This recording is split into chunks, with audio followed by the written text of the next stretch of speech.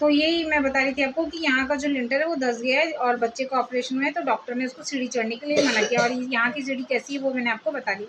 सीढ़ी चढ़ने की वजह से बच्ची जो सीधे सीधे पैर से चल रहा था, उसका वो पैर अभी टेढ़ा होते जा रहा है और उसकी वजह से उसकी साइड से कमर भी तिरछी जा रही है। तो कुल मिला के जो मेरी बड़ी वाली ननंद है और जो दो नंदे मेरी, वो और जो मेरे भांजा है, उन लोगों ने सब ने मिलके जो इस बच्ची के लिए जो भी मतलब 6 साल से हम लोग सब सिर्फ एक ही इसमें लगे कि बच्ची का पैर सीधा हो जाए और ये अच्छे से चल सके। वो सारी मेहनत अभी हम लोगों की पानी मिट्टी जैसी हो गई, क्योंकि वजह सिर्फ एक छोटी सी है कि वो बच्ची सीढ़ी चढ़ी और सीढ़ी चढ़ने की वजह से उसका पैर हो गया टेढ़ा, और वो भी सिर्फ 1 हफ्ते के अंदर। उसकी वजह उसके पापा अपनी बातें अपनी बुआ और अपने भैया भाभी के साथ, उसकी बुआ और उसके भैया भाभी यानी बड़े मम्मी पापा के सामने जाके नहीं बोल रहे थे।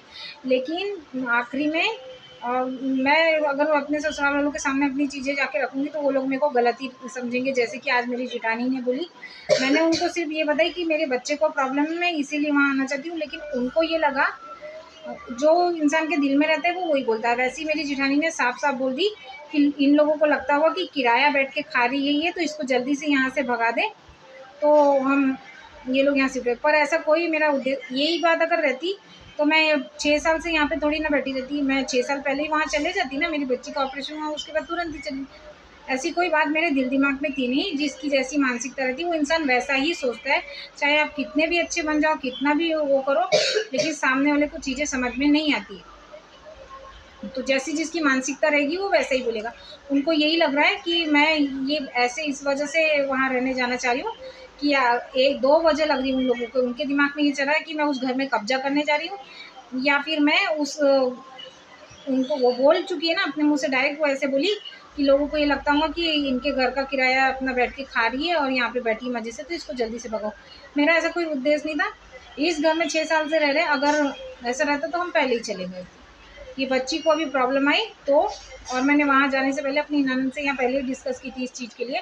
मेरी ननद ने मेरे को स्पष्ट बोली थी कि बेटा तू यहाँ से जाए, ये चीज़ मेरे को बिल्कुल पसंद नहीं है, मैं तेरे को यहाँ से जाने नहीं देना चाहती, क्योंकि मैंने संकल्प ली थी कि निधि यहाँ पर आई है तो उसका पैर पूरा ठीक हो जाएगा तभी तुम लोग यहाँ से जाना।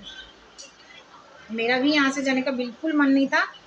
जितना प्यार मेरे को मेरे ससुराल में यानी कि गोड़पारा में नहीं मिला, और जितना हम लोग वहाँ से दुखी होके आए थे उतना ही सुख। और बल्कि मैं तो आपको बताऊंगी कि मैं यहाँ बहुत सुख से थी और यहाँ मेरे को बहुत प्यार मिला। मेरे भांजा और भांजा बहू और मेरी दोनों नंदे और उनके बच्चे सब ने इतना प्यार दिए कि हम यहाँ से जाना ही नहीं चाहते।